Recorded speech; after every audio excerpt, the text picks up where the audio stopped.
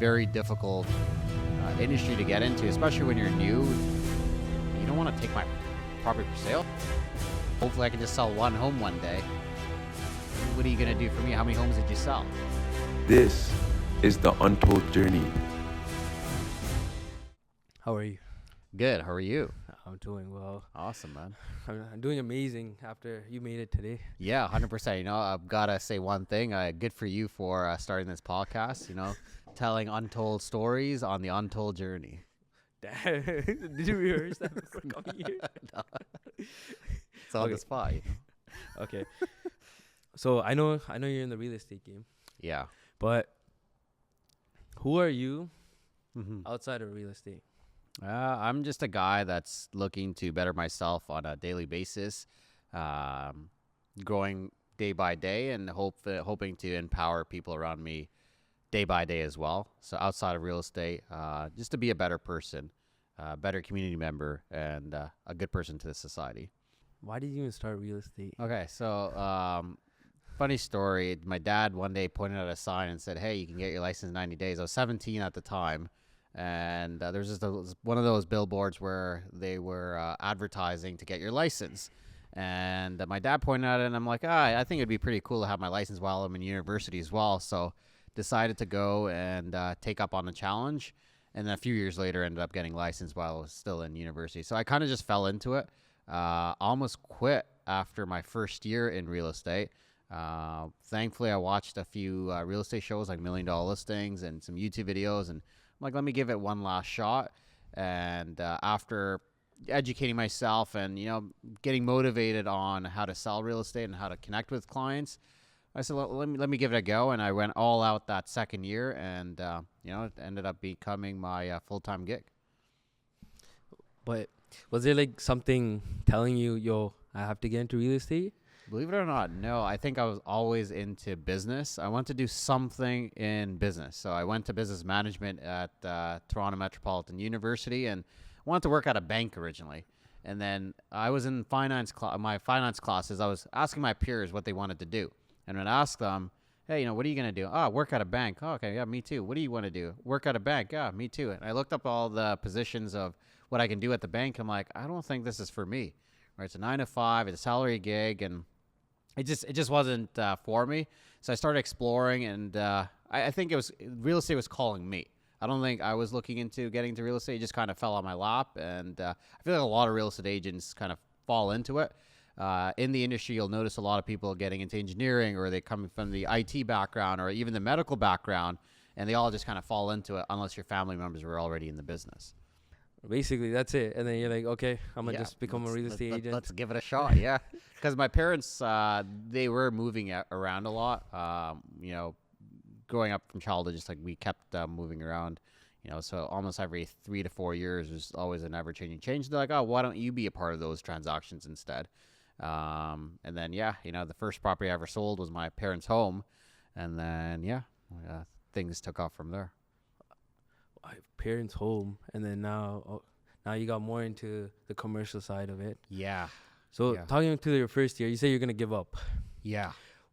Because all I did was sell my parents' home, and it was just their residential property, like their resident property. First year was when? First year university, or I was actually in third year university when I got licensed, and I was giving it a go. I was still working some sales jobs on the side. I had my little necklace business, and then I got into direct sales marketing, and then applied those skills to real estate and said, hey, how can I sustain in this industry? Because it's a very difficult industry to get into, especially when you're new. You don't really have the greatest mentors. Thankfully, my brokerage was great with helping me out and providing a lot of advice. But, being a 20-year-old kid, looking young, people are like, well, what are you going to do for me? How many homes did you sell? Right? There's a client that asked my second lead ever after selling my parents' home. Someone called me, hey, you sold this in a day.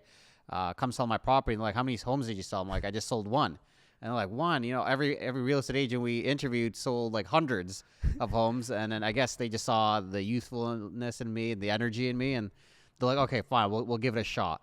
And with that opportunity, I ended up learning a lot. I ended up taking an overpriced listing, even though they were, I was suggesting it should be like this. Like, no, we want to list it at this price. You don't know what you're talking about, because I was the kid that didn't sell any homes. And then, made a mistake on taking an overpriced listing. And, things ended up changing after that. I was just pretty adamant on How did you know it was overpriced?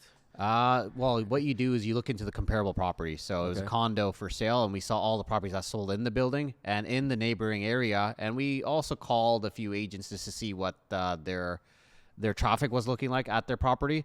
And we came up with a price that based on what has sold in the area. But, the sellers always have their expectations. Nowadays, we do a whole comparative market analysis. We show them who we are, show them our presence and what kind of marketing strategy we have. And if they don't agree on the price, we usually try not to take on overpriced listings. We always tell clients, hey, you know what? Come back to us and we'll see what we can do. And usually then when you say that, they'll be like, wait, you don't want to take my property for sale? Like, you're walking away from it? It's like, yeah, I mean, it's overpriced. It just doesn't make any sense for anybody, because you're wasting your time, we're wasting my time, and the efforts and time are being lost, right?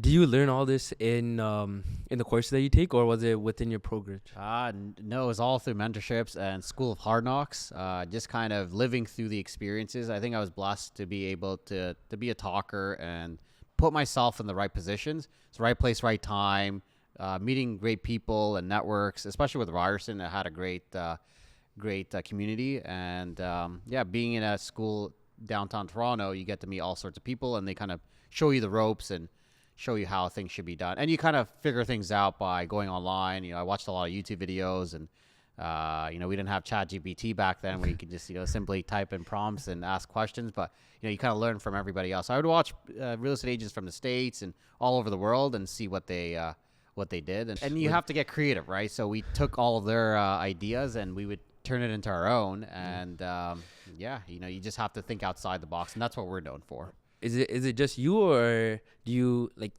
we're talking about first year or second year, right? That's when you're learning all this stuff, right? Yeah. Is it just on your own, or do you have like buddies with you? It's like, yo, okay, we're gonna do this. Okay, we're gonna go to the mentor, talk to him. Yeah. So how did that go down? Like, how did you gain? I know you can learn everything by like watching stuff. Yeah. But like when you actually go out and actually start doing it, that takes like another skill on top, right? It does, yeah. So now you have to apply everything you do and take action, right? So learning is one thing, and then applying it is a whole different scenario. So you kind of learn based on experiences. Thankfully, I had a really great friend from my university school. I met him from there. Great friend, my best friend today, and we do a lot of business together in the commercial space. He gave me a lot of opportunities. Said, hey, why don't you do some of our properties and see? I'm like, I don't think I know what commercial real estate is. I can't even sell homes, for crying out loud. I only sold my parents' home. What am I going to do? And then, as I watched these videos, I started getting confidence, and then started applying all of the knowledge I've learned into real estate. And then as you go based on case by case, you start seeing what clients want or need. And I also had great mentors at my brokerage who also helped me out with the paperwork, or anytime I had a specific scenario or question, I would just call my broker of record up even at 11 p.m. One thing I learned was there is no such thing as a stupid question. And even with a stupid, I would say, you know what, it's okay. I'm going to pick up the phone and make a call, because I'm not afraid. And sometimes you just have to let that ego down and be like, I'm just going to do it. I don't care what time it is. I just want to learn and keep growing. Like, what kept pushing you? Because you don't... Yeah. Because you said for first year of becoming real estate, there's because you just did it just to get this challenge, right? Yeah. Like, most of the people that want to become the best, is like there's always a why behind them. Yeah. Right? Was there a why behind you, or is it? It was never what a happened? thing. It's like I wanted to be the best real estate agent in the world. It just, when I first got my license, I was just like, hopefully I can just sell one home one day, right? And that's it. Like, maybe a $1 million home, and that'd be amazing.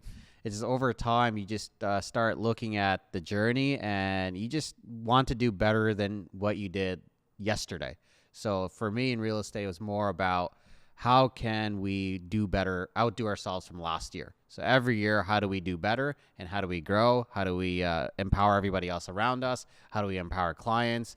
And how do we become better people in general, right? So this doesn't just apply to real estate, but it should apply to your life goals as well, and who you are and what your core values are, right? You want to stick by them and grow every single day, and you want to push yourself to the limit day by day, right? Tomorrow you want to be a better person than you were yesterday. So this all probably came after what, a couple of years within Yeah, real I estate? mean, these are things you just kind of learn over time, right? And seeing good mentors. I mean, I wasn't all about being the best person and all that stuff. Sometimes you just fall into something and you kind of go with the flow, but over time you kind of learn with discipline and what's right from wrong, and it's a journey at the end of the day, right? So just like any other business, you're constantly figuring out how things are, how you put the pieces together, right? So yeah, it was a journey, and I'm thankful for it, and now we're here, right, on the Untold Journey. Oh my God. That was a very good one. I think you rehearsed all of this before coming here. Yeah. Am I doing a good job, guys? My script is Okay. So then after in 2025, so what is that, 2 years after you started, right? 2025. No, that's When did you start? I actually started in 2013. Okay. So I got licensed in December 2013. It's going to be 12 years in this year in December. Yeah. Congrats. Yeah, thanks, man. Yeah, Absolutely. you kind of lose track of time. You just go with the flow, and yet again, When you're having now fun. you're here. Exactly. Obviously. That's the most important thing. Having fun. If you're not having fun with your business or what your career is all about, then it's not for you. A lot of people get into real estate for the wrong reasons. For me, I was just having fun with the whole journey, right? Like, just meeting clients every day, or just even like I'm learning from my clients as well. Right. So it was just amazing to see all sorts of different properties. You're seeing something new every day, new interactions every day, a new case every single day, a new family or a new scenario or a new problem or challenge. Right. So over time, it becomes, like you see all sorts of cases. So now you can kind of do all sorts of things. And, thankfully we are versatile. We got into the condo space, the commercial space, sale of businesses, leases, worked with many properties all over the Greater Toronto area, right? So it's been amazing. A family to move into the new No, place, so right? it's actually my parents' home. Okay. It was a property we were living in. My parents aren't in real estate either. It was just we were moving around a lot. I guess they had their own situations, or over time you don't really understand parents' struggles and what they do for you, but over time you kind of see, like they were really going out of their way to kind of make ends meet, to provide for us or be there for us. So just being able to be a part of that journey and selling our first property we were living in, and then being able to now provide as well is just kind of a cool story. So it was just our home that we were living in, and parents came through some situations, and it kind of caused us to sell the home. You said you wanted to give up, right? Mhm. So you said you got one deal, and the second year is when you got these 2 deals, right? Or was it within the same yeah, year? exactly. It was the year after. And then during the second year, how many deals did you get around? Like, I think at that point we did about 12 deals. wow. Or- So yeah. 1 to 12. 1 to 12, yeah. Wow, 1 to 12. okay, So okay, not okay. bad. Like it's like now it's like, okay, finally it's some sort of salary compared to nothing. And just to remind you, I'm still in university at this time too. So it's like for me to see any sort of deal was just incredible to see, right? So still studying and doing deals, it was just a blessing. How did you manage both of them? It wasn't as bad. I think work, like just balancing your time management. And I was one of those kids in school. I just work smart, not hard. Go speak to the prof every day at the end, just kind of build a relationship. What's going to be on the exam, or how are things going to show up? And they're like, just study this part. You don't have to worry about this. And so just kind of life hacks like that, and just maneuvering through. That's really talented. Doing real estate, right, and school at the same time. Yeah. Was it full-time school or? It was full-time school. So yeah. you in full-time school, and then Yeah. you did that as well. Exactly. You have any tips on how you manage both of them? Yeah, I think you just have to be able to real estate. I feel like you can kind of be flexible and work around your schedule. And I was in business school, so our schedule isn't as crazy compared to engineer students or medical students.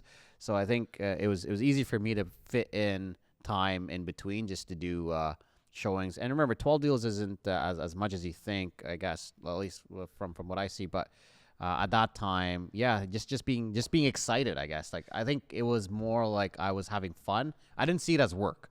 It was more of I was just having fun. Like, that was my like free time. I'm learning something new. I'm like going on showings. I'm looking at properties. Like, this is exciting, right? Like, this is amazing.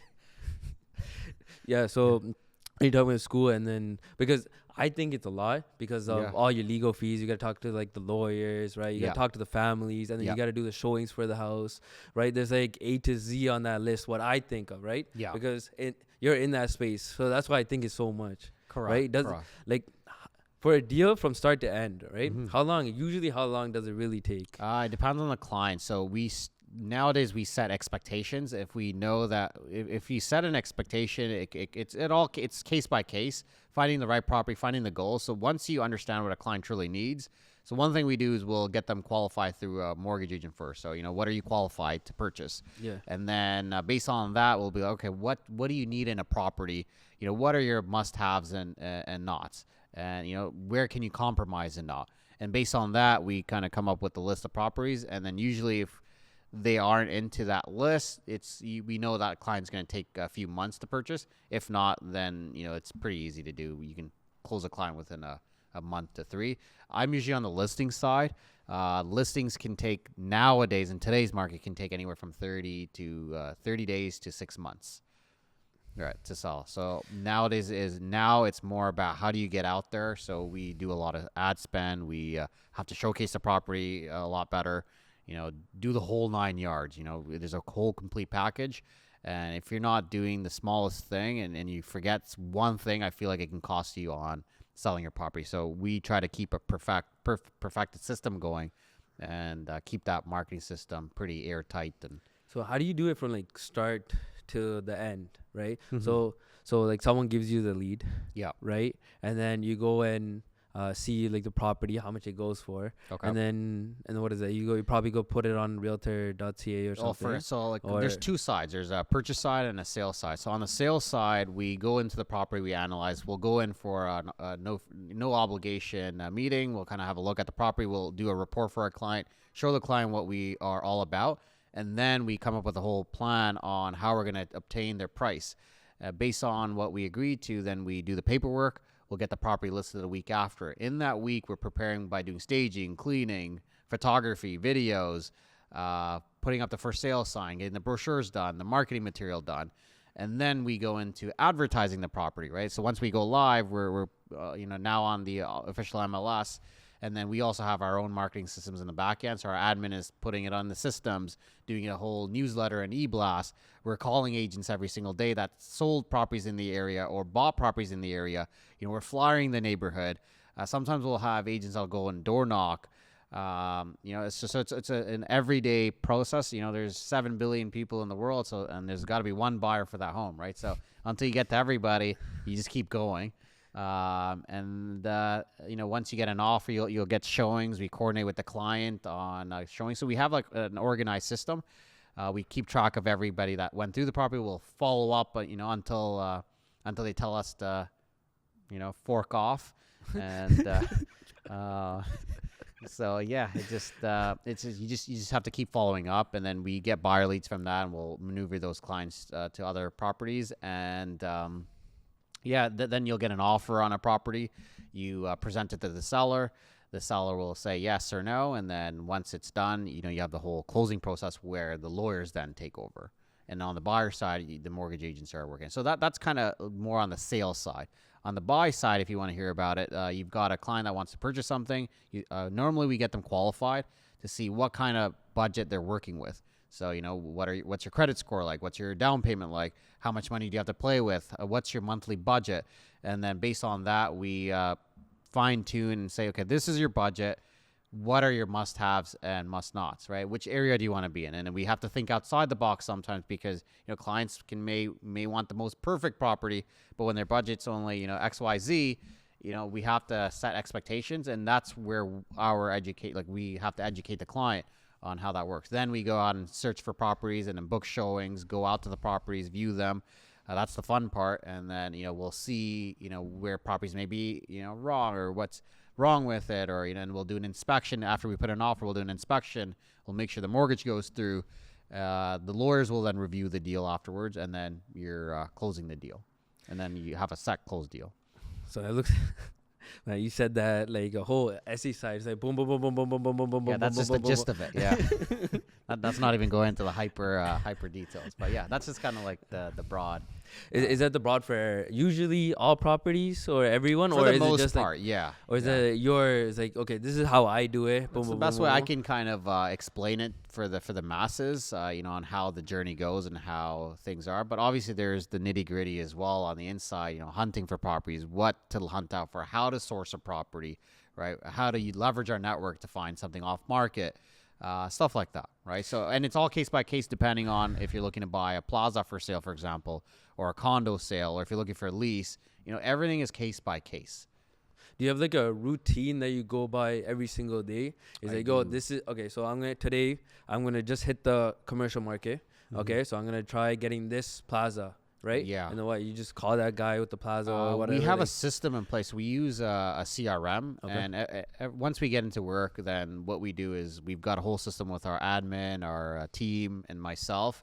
And whatever, based on the clients we have that we're working on, based on sales or buys, we put focus on which clients are priority at the time, like who's urgent, who is willing to wait a little bit. So we kind of prioritize and move clients accordingly based on what we need to accomplish. And then so when all that's done, you get the deal, and then you get the commission paid at the end, right? Yeah. So once a deal closes, that's how it gets closes, okay. And then with the commission pay for the lease and buying a property are two different. They are, yes. So when you're leasing a property, typically in Toronto for a condo or a home, it's 1 month's rent, which gets split into the listing agent and the cooperating agent, so the tenant agent. Okay. Now for a buy deal, it's typically 2.5%. And then that 2.5, I know that does not come straight to you. It goes to what, legal fees or no? Is there other fees? So legal fees are usually the client, yeah, but some agents offer that as well. But out of the 2.5, there's a brokerage split. There's the tax man. Always fun to pay the tax man. And then if you have a team, you split the portions of their team or your colleagues that were a part of the deal. Okay. Because for the longest time, I thought, okay, so that 2.5 is like they're getting all that 2.5, but like then later on I understood. I'm like, okay, so actually there's more. It's probably at the end of the day you get like probably less than 1%. Well, there's give or take. It's there's fair splits, right? Like with the brokerage, and then there's the tax man, right? And sometimes there's rebates that clients give or agents give to the clients. So it just depends on what you work. And the gifts, right? You want to give your clients gifts. Spending it back on ad dollars, it's that just goes more based on the forecasting of your financials, like what your heart of the business is. So we have a whole financial system. So based on what we earn, we kind of have budgets allocated. So we're constantly reinvesting back in our business. That's how you grow any business at the end of the day, right? If you're taking home everything, then it's not going to work out. Yeah, 100%. But, we try to just reinvest everything back in. But we last year did 126 deals as a team, and we ranked the world for commercial real estate. So it was great. We were ranking Remax. It's like a dream come true, right? Like nobody would have ever thought that. I would have never imagined that I could have done. I was just hoping to sell my first $1 million property one day, and that's it. Right, and that was gonna be my real estate career, but this became my full-time gig, and I just love it, and I'm just thankful for it. It's a journey. It manifested a lot of things, and it just changed me as a better person. And you just learn a lot. Yeah, because just like any business. A lot of people usually go into like any industry because of that dollar amount, but then I don't know why they think like that. It's like if you're gonna go into it to like have fun. Because if for like the rest of your life, this is what you're gonna do. Exactly. Right. You're not gonna just go for run after a property just to make just to sell the property just to make money. Right. Yeah. Thinking you're living like the baller status or something. Yeah. It's like no, it's not gonna work like that. It's like you gotta do what you love.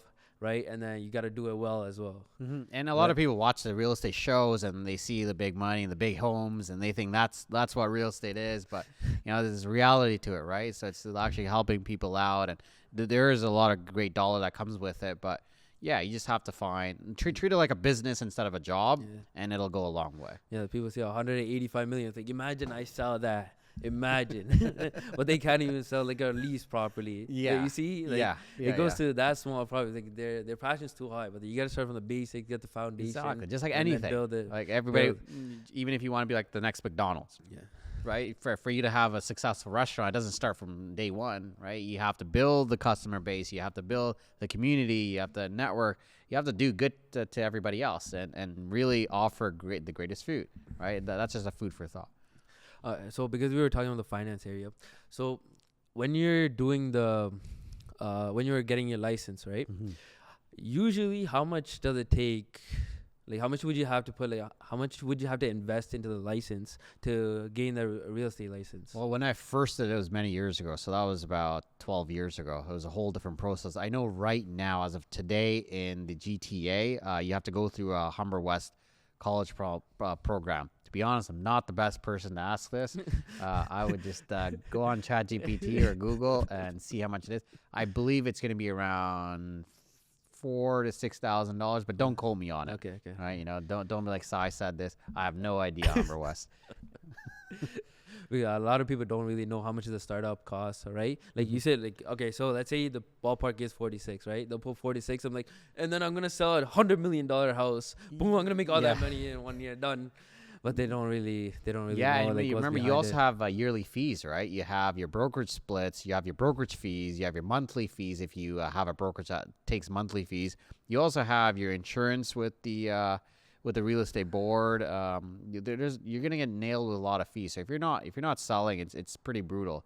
So a lot of people, that's why a lot of agents are dropping out now, because it's becoming more difficult than ever to sustain, because you need capital to also it's an expense. It's a business, right? So just like a lawyer or being a dentist or doctor, you have to renew your licenses and pay your fees and insurances and blood, sweat, and tears, right, to get where you are. Just like any business that you start, the first 3 years are going to be a struggle, and then you have to keep building that foundation. Yeah, first 2 years for you were a struggle, and then after, boom, top 10 producer, right? Or you got 10 times in 2015. Yeah, I produced The Office at the office level.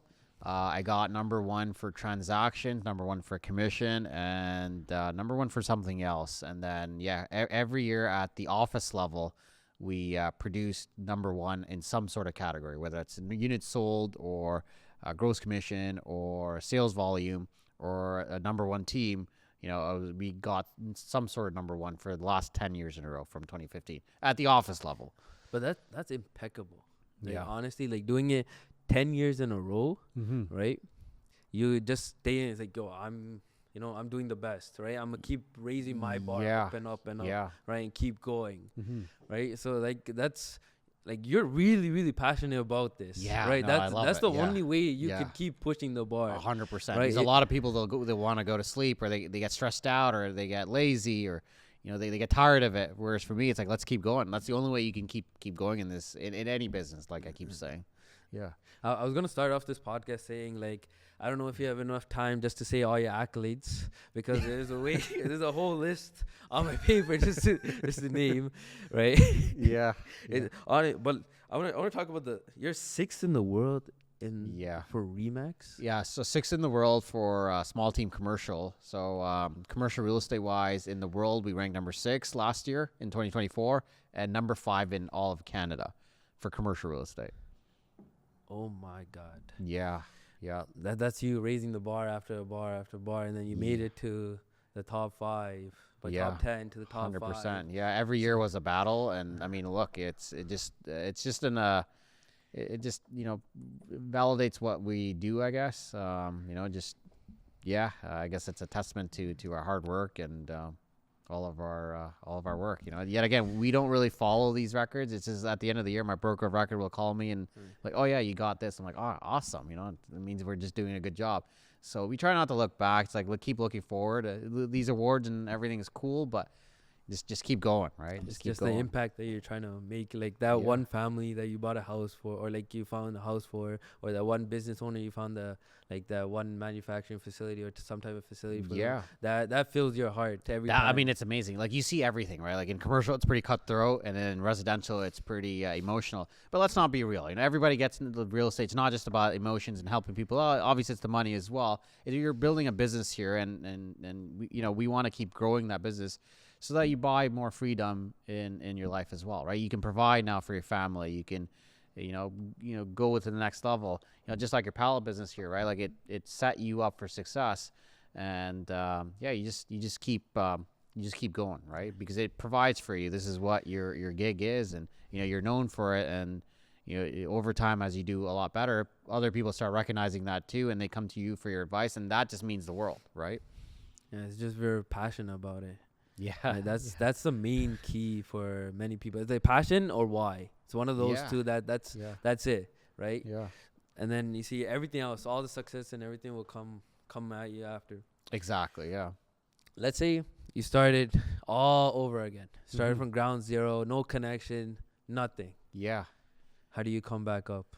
In this business, I feel like any new real estate agent starting, at the end of the day, in today's world, just leverage your network. So even if you have no networks, go meet networks, go to networking events, or become friends with people. Like, you always want to start with your friends, right? And if your friends can't support you or don't have, as long as you keep putting the word out there. So every day, maybe try to set a goal of setting up a meeting with someone for coffee, right? Setting up a meeting with someone for lunch. If you have absolutely nothing to do in any sort of business, or even real estate, or any industry you're in, then have breakfast with someone else, have lunch with someone else, have dinner with someone else. If you do that more than everybody else every day, that compounding effect is going to go a really long way for you. But if you're just sitting there hoping that people are going to come to you, that's never going to happen. So get on the phone, start making appointments. If you go on your phone right now, I would assure you, like, everybody has multiple contacts. Or you probably have a few hundred, maybe a few thousand. Even if you have just 10 to 50 people, start off with those people. And those 10 people know maybe another 500 people, So get out there and meet people.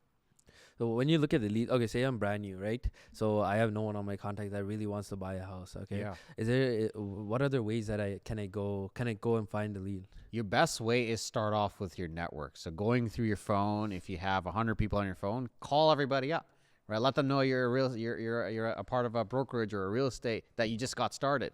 If you don't have any track records, leverage your brokerage's track record, right? At the end of the day, your brokerage is there to help you out and support you. If you aren't getting that support, then you're at the wrong brokerage.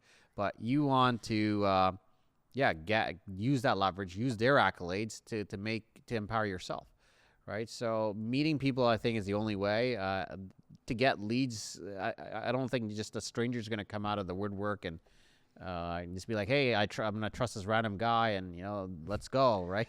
Unless you're offering something that nobody else has, or you're going to work for someone else, you're hungry, and you approach someone and go to them and say, look, I want your business. I'm hungry for your business. I want to do everything. What do you need? Like, well, fine, I'll give you a shot. This is what I need. That's what I did in the commercial space, because I sold a property while I was in university. I think it was my 5th or 6th sale. It was a 10-acre piece of land in Brampton, and it was a large sale. It was like an $8 million sale. And it was sitting on the market for 3 years. I'm like, okay, it just expired. Give me a shot. I don't need the listing. I will take that listing and just take it to the world.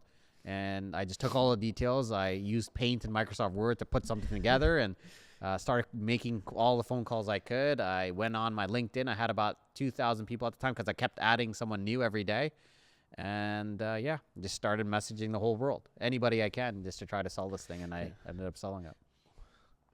So basically, creating that communication, that network is the main goal, right? Yeah. I think that's network is your net worth. I think that's the main thing for any business, I guess. Yeah. I guess at the end of the day.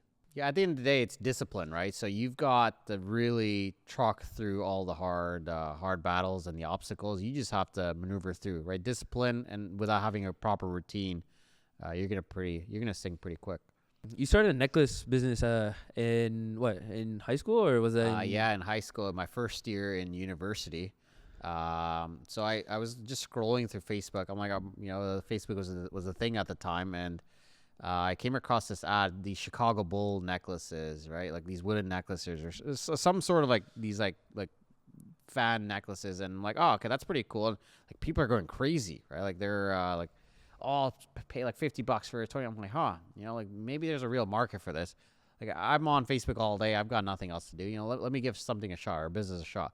So I just started exploring, and I saw that you can make these necklaces for like $2 to $3 in China. And then I did a first test run, and I just kind of messaged a few people that were on this ad. I'm like, would you buy a necklace for, half the cost instead? And they're like, yeah. I'm like, okay, awesome. I ordered my first 25 or 20 necklaces. I borrowed $100 from my dad, and I'm like, I'll pay you back with OSAP, and he gave me $100, and I ended up selling all 20 within the first month, and I sold each of them for about $20 to $25 each. So the margins were great. Started with that, and how did you sell them? The Facebook Marketplace. Okay, I just went on the group, started posting these photos, and then over time I got into Kijiji, got into eBay, and then created my own website, and then started having all sorts of different designs and colors, and it was a good gig for a while. And then I didn't really it was e-commerce before e-commerce. I wish I kind of knew sponsored ads and that sort of thing at the time, but we live and we learn. But yeah, now I use and apply those skills to real estate with sponsored ads and lead gens and SEO, that sort of stuff. Oh, why didn't you go more into the necklace business? I feel like it was a fad at the time. Okay. I don't think it was sustainable. So, once you realize that something is dying out, you want to kind of exit out of it and look for the next opportunity, right? So it wasn't my passion at that time. Okay. Yeah. Oh, so you just so it was just a wave that came by. Like, okay, let me see what I could do with this. Yeah, kind of like drop shipping, right? Like drop shipping has waves with certain things, but maybe if I started a product instead and scale that to maybe clothing or something else, it could have been great. But I wasn't thinking about branding at the time, so I wasn't aware of branding, and then it was more of just monetary and transactional. But once I started learning branding, like that kind of makes sense. And yet again, I implied that into real estate. And people know us for our brand in certain areas, and we make sure brand recognition is everything. Yeah, because your face is your brand at the end of the day, right? Yeah. It's like when they see your face, it's like, oh, I know him. I seen him somewhere. Mm-hmm. Okay, now I want him to sell my house. Yeah, I want him to sell my facility. It's building a familiarity, right? General advice for all manufacturing business is like, many advice I get for manufacturing business, like, you don't really need the marketing, because what is the marketing going to really do? Like, right? I mean, in your business, you want to find the people that need your product. Yeah. So that's why, like, I only call manufacturing companies or like other companies that need used pallets. Exactly. Right? But then that's the world we've been living in, right? And that's a so niche now market. If I need to get out, right? Say, I need people. I need to go if I want to become the number one pallet business across the world, right? Or across Canada, right? No one from Halifax is going to know about me. No one from British Columbia is going to know about me, right? Yeah. So that's the same thing. That's why we got to get that marketing. Like how you said. Yeah. The marketing branding is everything. I think whatever brand it is, even in your business, I feel like you should create a whole, you just never know what kind of client you're going to get. Just because of that website that you set up or that Instagram you set up or, the brand you set up, you may get a few mega clients and just because you did the branding. Right now you can expand everywhere, like you said, to Halifax or anywhere else. Yeah, I try to go so slowly. Same thing as you, without if you didn't do any social media work, right? Yeah. Right? Honestly, would you be at where you are right now? I don't think so. I feel like social media definitely took me to new heights. I was never on social media to begin with in the very beginning. My broker of record just said, hey, start posting stuff. Like it builds like a subliminal message, or it builds something within your consumers' subconscious that they constantly see you. Right, selling something over and over and over, and then now whenever they think real estate, I remember this one guy that did something, right? So I feel like that's the kind of marketing we did. Whereas I do know a lot of large real estate agents that have no social media at all, and they do what you do, and they focus on particular clients, and they focus on manufacturers or mega clients that aren't even on social media to begin with. So there's different types of marketing in real estate. I feel like there's like a million different ways to do marketing and finding clients. You just have to find your top 5 or your top 10 and stick to those principles and that routine. So that's like a great advice for like probably a person in real estate, like a couple years that isn't really getting much traction just to start. So social media is definitely one aspect of things, but I don't feel like that's the heart of the business. I feel like your database, your network is everything. So if you have your phone and you have contacts on it, that's where your business is, right? That's where you're most real, because these people already. Or social media, you may be targeting people that don't know you, but and like you said, there's too much competition now. But you want to kind of go back to the roots and focus on how to actually build a business from the ground up. And one of the things you can do is start with the people you know. What's your honest thought on the housing market? Because many people see like for residential, there's like, oh, this house for this area is way too much, right? But then when you actually see it, like a couple months ago, this like same area, the same house, same feature, like all the same rooms and all that sorts of stuff, they sell for about the same price that they're listing for. But then it's like in the couple millions. Yeah. So I don't know. What's your take on the Well, it housing depends on economy? where you're looking. So it all depends on which location and the type of property you're working with. It's all case by case, right? So I always ask clients, okay, so the housing market, fine. Are you talking about condos? Or are you talking about residential properties? Or are you talking about commercial? Everything has its own niche. But if you're talking about the market as a whole, I think we're going to have a great second and third quarter. And we're noticing that we may see a dip in the fourth quarter. And that's because economists are predicting a recession. We're hearing that unemployment rates are going to go up, right? They're saying something as of 8%. Don't quote me on that as well, but that's pretty high based on what we know. So we have to constantly follow market trends. The housing market, yeah, it affects our capabilities of moving product, but it's all about, we're just in the middle of it anyways. So we need to be adaptable in this industry. So we're constantly looking at, okay, what are the trends? What's new in the industry? For example, AI is the next thing. So how do we leverage that? How do we leverage social media? If Instagram is dying, is TikTok the new thing? Is there any other social media platforms we can be on? Do we need to go back to the old school ways of, doing flyer marketing, right? Or do we need to start picking up the phones and now, really build relationships in this kind of market? So, it's all about maneuvering through and figuring out, how things work. So it's in real time, you need to just we want to monitor how the housing market's looking like. As of today, yeah, it's not the same as it was many years ago. I feel like the crazy time we had within the last 10 years, we should remove out of history and focus on what the real estate market is all about, or truly was, for many years on it, this is what is a normal market, right? It's a balanced market. You know how you say it was a recession, and then when you hear that on the news, right, from the banks and stuff, does it like really impact you? Think, okay, now we need to alter this. Okay, now we gotta attack these deals in a different way now, or like, okay, it doesn't matter what the bank says, the government says, right? We're still going at the same way, right? We'll still find the deals. Yeah, we'll still get pulled through, or we'll go through with all these different type of deals, I guess. Yeah, you do have to change your marketing strategy for sure. Now we're going back to the roots, like as I mentioned, going back to our contacts and seeing how we can help people out. We're noticing more distressed sales more than ever. Families are in debt more than ever. We're noticing more power of sale deals. So we're trying to target those properties as well. Just maneuvering through and seeing how we can target different deals, tackle things in different avenues. We go through networking events as well. We're in different groups, and yeah, we're just constantly growing, right? Like just constantly grow your network at the end of the day. I don't think, whether the market's great or bad, or we're just in the mix, we're just going to continue to take market share, right? That's our goal.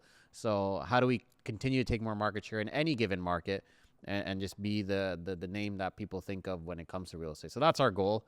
And yeah, that's about that. Okay, so you do kind of alter it. You're like, okay, it's okay. So we got to be more cautious about this and that. So that leads me. What's the hardest challenge you faced? Hardest challenge in real estate, I think, was the very beginning when, I was just thinking about leaving the industry and then learning that you should just educate yourself before getting into anything. So I feel like education has been the best tool. Thankfully, we have an online platform like YouTube really helped me a lot, and just taking information from other people. You don't have to reinvent the wheel, right? You just have to take what other people have done and then spin it off and give your own twist to it. So that's always been our take, and yeah, I feel like there's always going to be ups and downs in the industry. It's not a smooth wave ever. Especially in any business or in real estate. I don't know why people think, it's like it's great every single day, but yeah, you're going to have your ups and downs. You're going to have your own battles within yourself, and you just have to come to work every day, be disciplined every day, and know what your goals are and what you're all about, right? You have to stick to your true core values and who you are, and then know what you want. And once you discover that, then you can go ahead and deliver and show up every single day. You see, when you said you were gonna quit, right? Mm-hmm. So what pushed you through? I said, I got my license and spent all this time, so it's like, let's just give it one last go. So I just sold my parents' house and that was it. And then I had a condo deal that, just didn't go through. And like, oh man, like I don't think this game is for me. And, you have to spend dollar when you're selling properties, so I took an L there. I just said, look, if I don't commit, and like anytime I start something, I try to commit and complete it. Even my degree at one point, I'm like, okay, why am I still in school? Maybe I could just focus on real estate full time. But it's like, no, I committed to school and I need to finish this, right? So as soon as you commit to something, it's more of, okay, let's put 110% into this. If you don't put 110% into this, and then like if you put 110% and it still didn't work out, then at least you gave it your all, right? But if you put 90%, it's like, oh man, I didn't give it that 10%. You just never know. You would have never known. So I gave it my all, and really my all, and thankfully I did, because now we're here, right? When you were at Ted Rogers, right? Did that play a big impact on your life? Yeah, I met one of my best friends from school. They always say you're going to meet that one friend at school and they'll kind of change your life. I had that situation happen to me. My greatest client, today, and my best friend today in the commercial space, kind of pushed me into the commercial real estate world and said, hey, give it a shot, let's see what we can do. And then we both kind of grew together in that. So I feel like knowing good people, doing good to other people, and vice versa, and you have good people around you, that goes a very long way. So Ted Rogers came with great people, great friends. I met a lot of great networks. It was kind of getting out of my comfort zone because I was born and raised in Scarborough and went to school in Scarborough. And then for the first time ever, I'm going out of my comfort zone to downtown Toronto, taking the TTC every day, taking the bus, taking the train. And it was just a real experience. And the professors I met, the connections I met, the networking events I went to, I felt like school was great for all the activities, the extracurriculars. I highly recommend go to any extracurricular activities. I was an introverted kid. I would just not bother, go show up to school and leave. But once I started realizing, wow, okay, there's all these tools at school, I need to leverage them. It went a long way for me, right? So if I just went to school and left and came back, I wouldn't have been taking the full experience.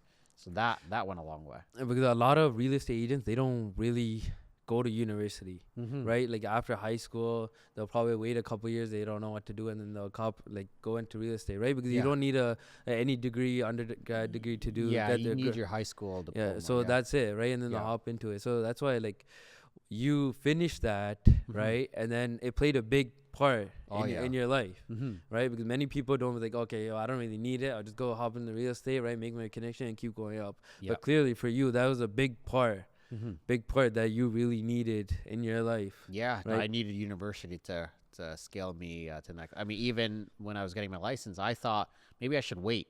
And then my brokerage said, no, pursue. You're young. Leverage all the networks you can at an early age. So starting sooner than you can, always the best thing you can do at anything you want to do. Start today. Yeah, well, the high school part, the university part is very important.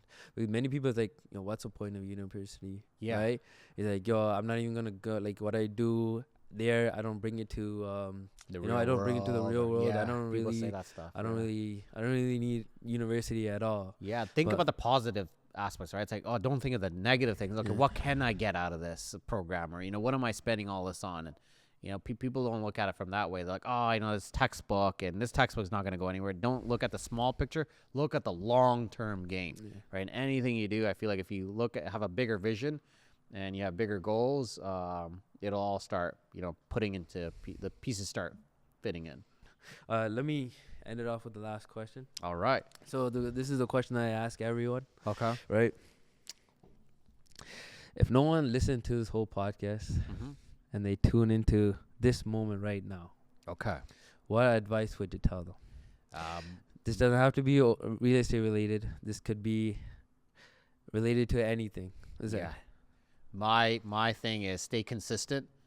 Stay true to yourself. Know what you want. Know what your values are. As I mentioned many times in this podcast, just know who you are and find that, right? Once you stay consistent to your principles, you will overcome everything else, and you know what to do, right? You just have that goal in mind. You can now set up routines around that, and it'll make it a lot easier to tackle whatever obstacle you have coming up. Thank you. Thank you for being a part of the Untold Journey. Yes, sir.